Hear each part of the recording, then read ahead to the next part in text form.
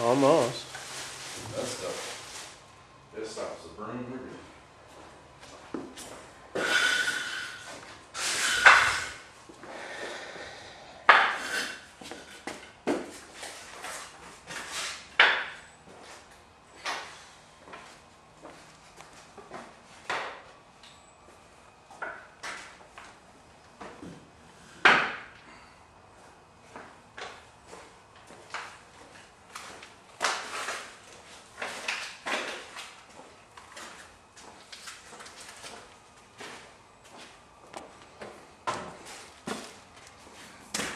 See, HBR didn't say nothing.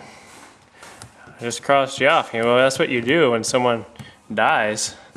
You put a line through their stuff, and since I didn't know what happened,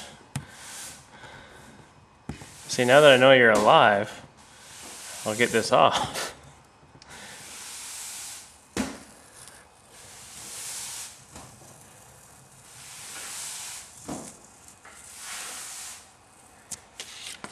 Sure everybody knows by now, but HPR is back, and give me a second here. I'll give you his new YouTube channel name.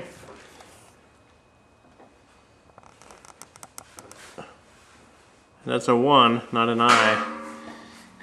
I'm not left-handed, so this is kind of tough.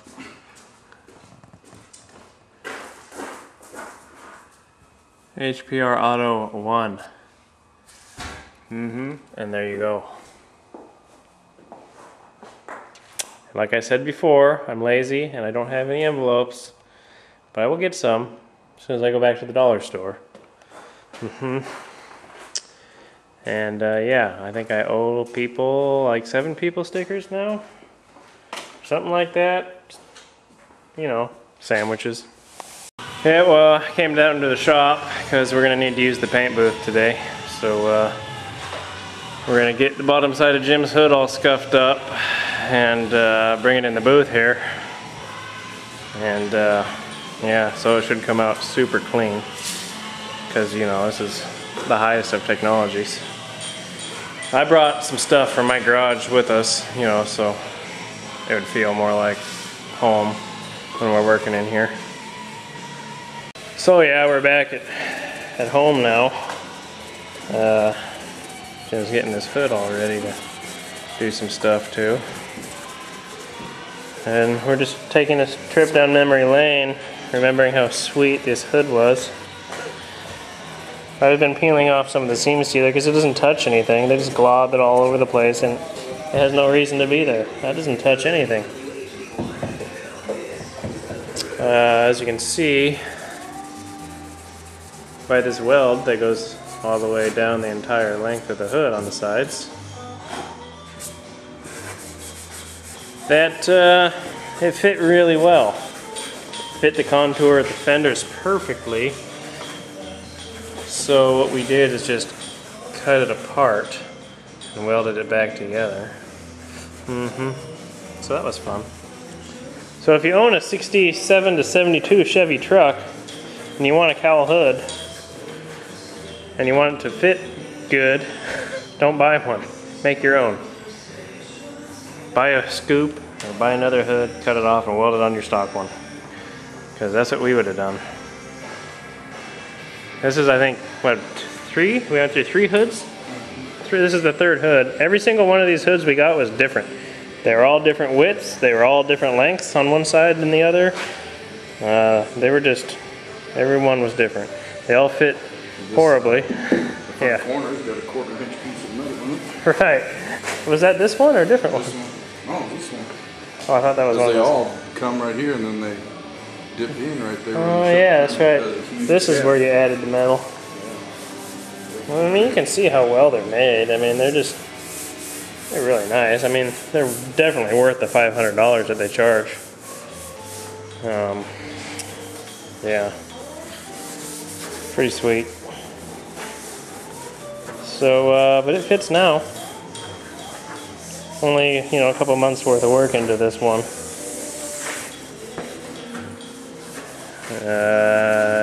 Yeah. So, Yeah, we should paint the top Angel's hood while the booth is, you know, I mean, while we're at work. Make sure that looks perfect, sir. That's right. Good call, sir. Here, Jim is showing us how to apply seam sealer the wrong way. That'd be true. Man, why is that so deep? Doesn't matter what we do to this, sir, because look at the rest of it. Oh man, but you didn't have to drip it on this hood right here. We're already sanded. Oh, I didn't see that.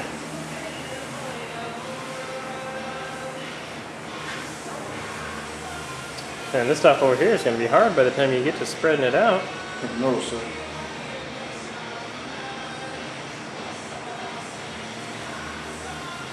I was hoping my partner in crime. Oh yeah, that's not going to happen.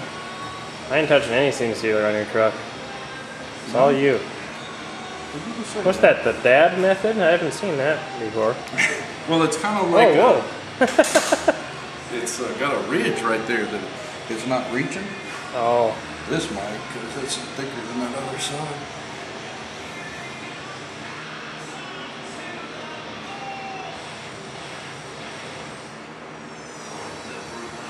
Remember what Jeff said, this stuff takes technique. Right. I don't have it. That's for sure. And he said it twice, which means he thinks we don't have it. But he wasn't talking about this stuff. He's talking about the flowable stuff. That stuff we know likes to run. I have some here somewhere that we used on Angel's drip rails. Or is that gone? Oh no, here it is. Self-leveling. And that stuff, yeah, that stuff, that's some fun stuff to play with. Jim's gonna have a lot of fun on the roof of his cab trying to make that look sweet. But there's no doubt in my mind that he'll pull it off. Either the first time or the second time. Right. That's probably true. So as you can see, we have this all sanded, seam sealed. And if you take some thinner and put it on your finger and wipe across that, you can make it real smooth. It's my tip of the day that everybody already knows. Alright, well, we'll see you back at the shop in the paint booth. Alright, we gotta, we opened the booth door and we gotta move the hood in. Oh, sir, what is that doing? Just bounce around and break all the Mondo off. Not that there's any Mondo on. Right. Mondo. What is that stuff? I don't know. Hold on, the booth door is getting tight. These hinges aren't working so good.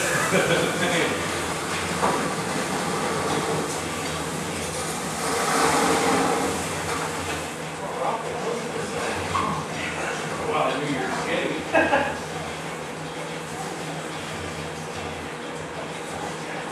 And that door closed automatically. And there you go, that's how you put stuff in the paint booth.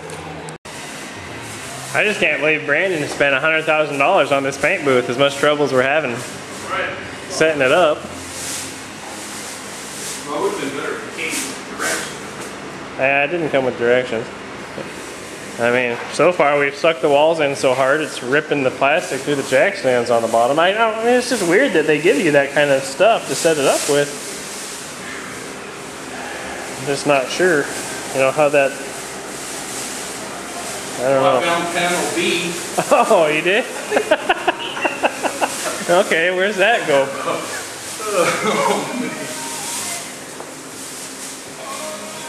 So, I mean, yeah, I understand, now I get it, it's not a downdraft like I thought, it's actually a cross draft. And, that filter. so that, you know.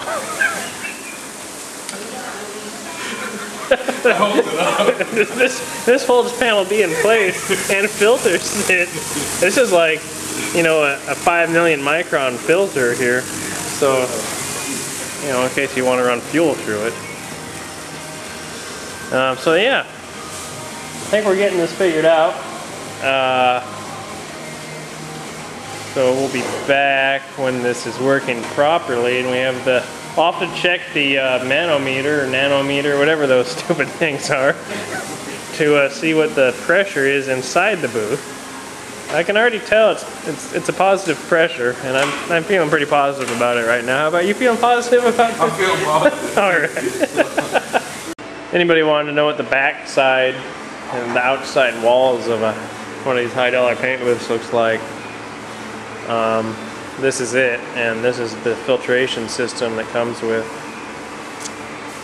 And sometimes the fan mounts, they don't build them so good, and they're a little wobbly, so they give you these shims to put under the legs to sturdy it up. The nice thing about it is this fan mount is on a swivel, so you can actually turn it into an exhaust fan just by turning it around. So that's cool. I mean, we had to modify the booth panels to conform to the ceiling here for some reason. And then they came with holes in them. So we just figured that was for extra, you know, flow. We could tape that big hole up. There's another one over here. So, you know, we don't want dirt coming in because we got our filter out here. It's an exhaust filter we're running on the intake side, so that might be a problem. And then of course on the exhaust we have the natural air as our filter. So the exhaust fan we're running on a number 1 setting, and the intake's on a number 3, so theoretically we should have some positive pressure here. You know, this is our first time building a high-dollar paint booth like this, so not really sure.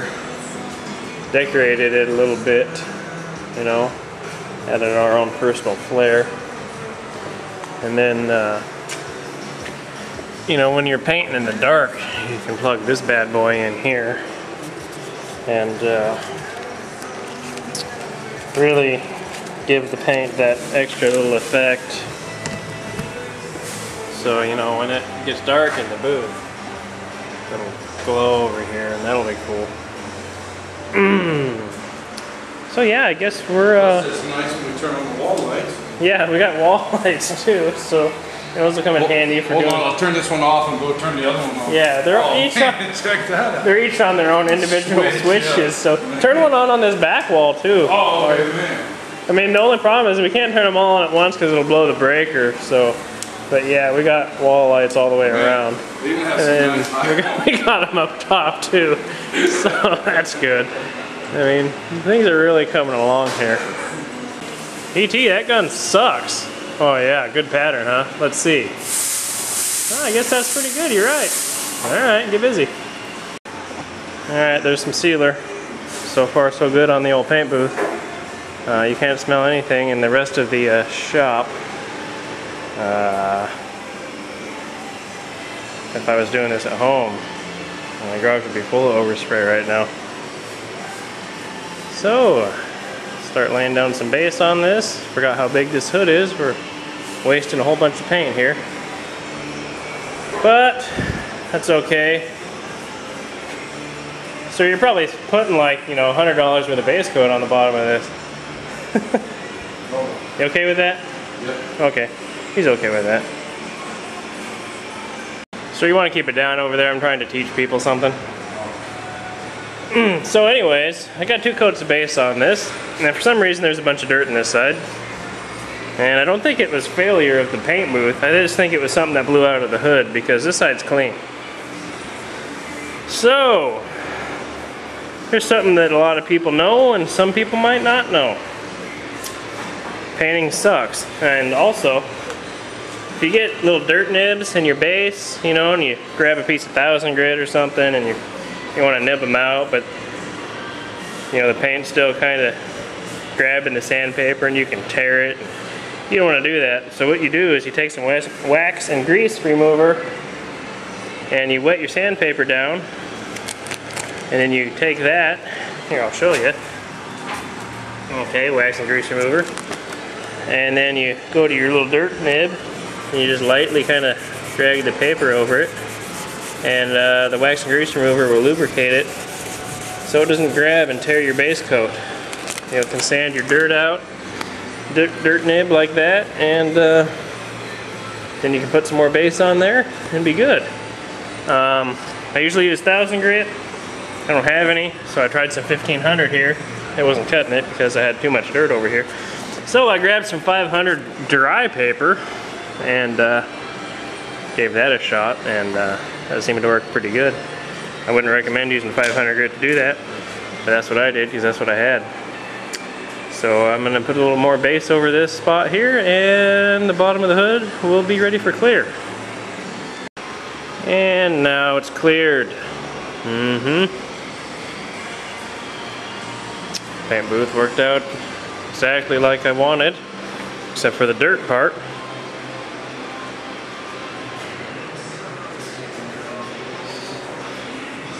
So I'll just buff these areas here.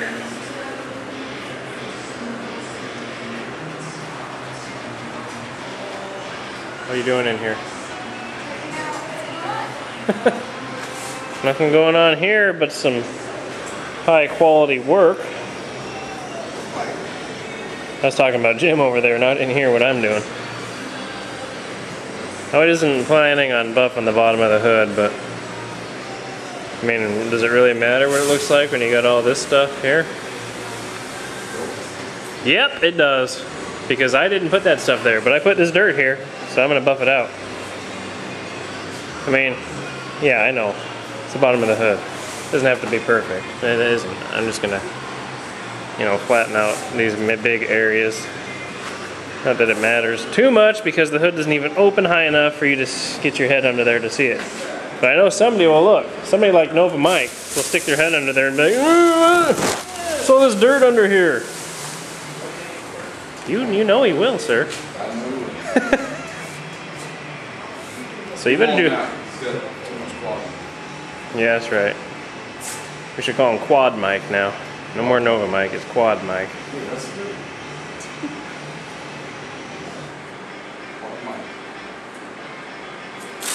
So anyway, yeah, we got to paint the top Angel's hood over there someday.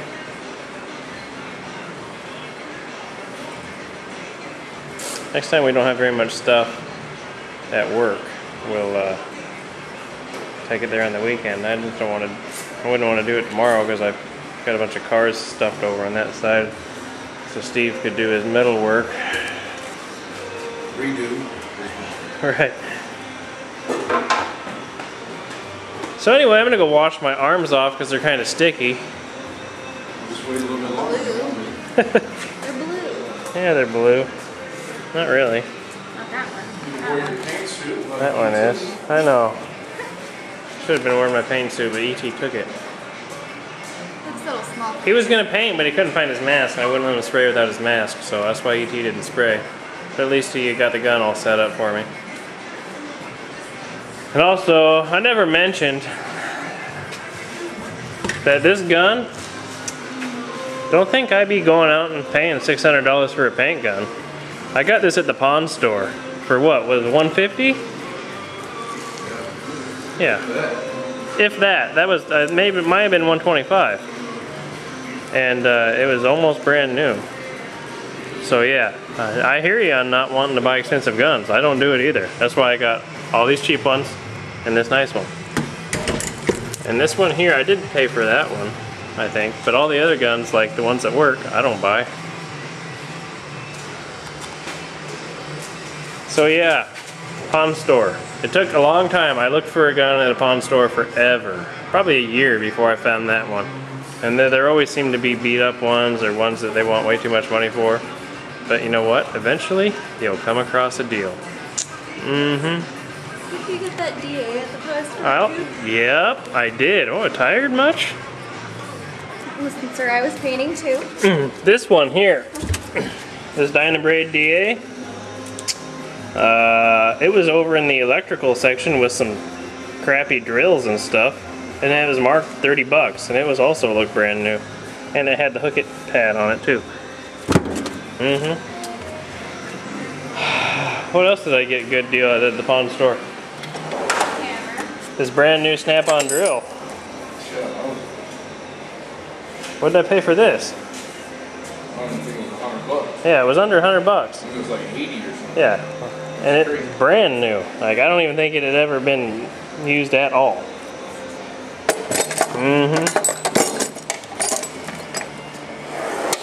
True story. Camera was also pawn store buy. I got this camera at the pawn store too, the same day I bought that DA. Now this camera, it's not my best deal at the pawn store. I wouldn't buy it again if I had the opportunity. So anyway, that's enough for right now, and we might be back and we might not.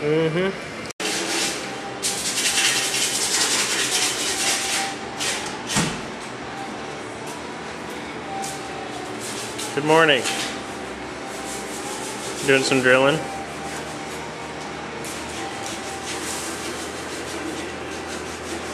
As you can see, Jim's got this all prepped up here. I believe those were in there.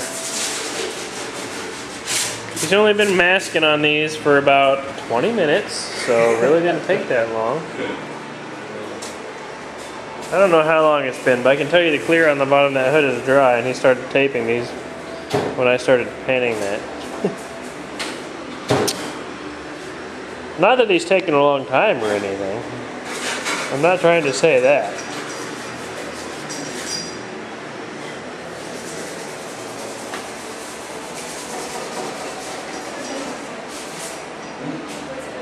Oh, we ate that.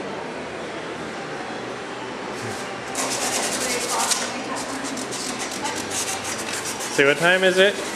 It's 10 to 11. We ate at 6. I don't know what time we ate lunch. It's like Between 2 and 3. So that's 6 hours? 8 hours? I don't know. I'm not a mathematician. What is it from 2 to 11? 8. It's only been 8 hours. I'm really hungry. Really hungry? Well, all Jim has to do is mix up this stuff, spray it, take the booth down, move my car in. So about 1 in the morning we can eat. I'm gonna die before then, sir. Well, then we won't need to go eat, will we?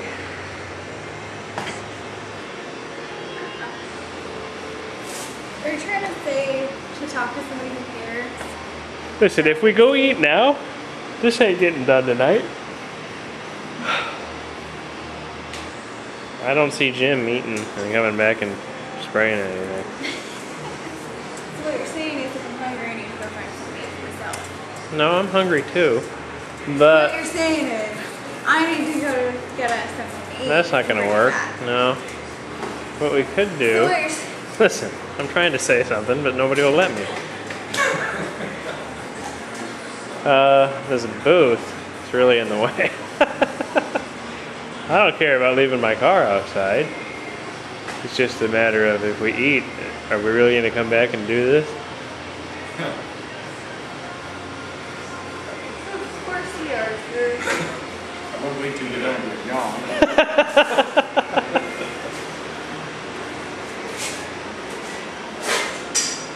I mean, really, it's only going to take... I guess we could spray these and then go eat and then come back and put everything away.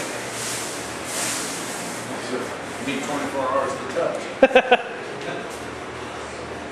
I don't know why I'm recording. What's funny is, we're talking about mixing this stuff and we don't have a bucket. Just using the 5 gallon bucket. I just threw one away. It's in the garbage. This is the old nut and bolt bucket. One of the green buckets. Because yeah, I didn't fill everybody in on this, but it upgraded my nut and bolt and screw bucket. You know, it's a little bigger now. So, yeah, it's kind of heavy, but you know, it gets the job done. Yeah, I don't know about that part. I'm sure it does. How could it not? Okay, I should stop recording. Anyway, Jim's gonna mix this stuff up and spray it. Angel's not too happy about that. Just think, in 20 minutes, we'll be eating. I mean, we'll be on the way to get something to eat. I don't feel good right now. 20 minutes? Half an hour, I meant. In 20 minutes, we'll be cleaning the gun for 20 minutes. Well, you can clean the gun after we eat since the stuff stays wet for 100 hours. Listen, go have some goldfish. I don't know. I don't know what to do here. So we can't eat without the guy that's buying us dinner.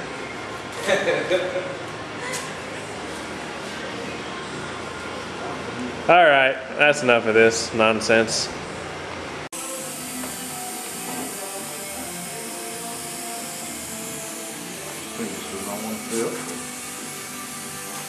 So you don't need to protect anything back there.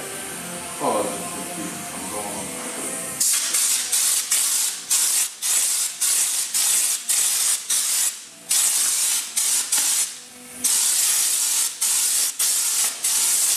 Why am I getting hit with it? It's shooting all over the place. Well, I'm sure you got your safety goggles on. Yeah, I meant, yeah, that's what I meant. I shouldn't laugh and get your mouth open. You're flying in it. Yeah. Man, this is really bouncing back.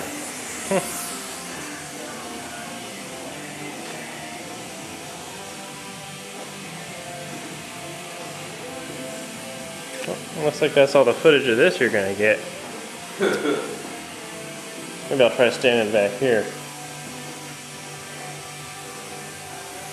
Oh, you're wearing the yellow glasses so it's brighter in here, huh? Yeah, those look...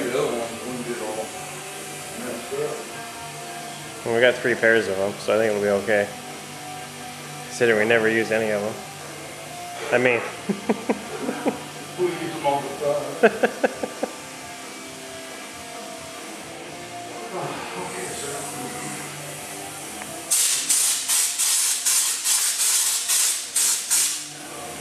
What if that's the pressure too high? Oh, I can go turn it down. No, We can experiment with it.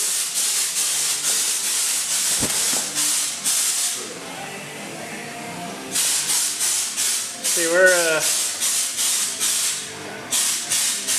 that's like 35.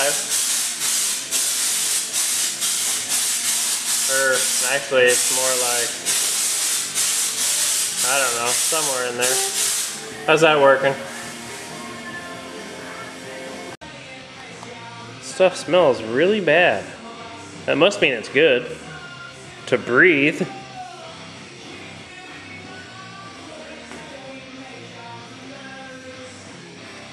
You're gonna have just as much fun when we paint the fender masking this part off now.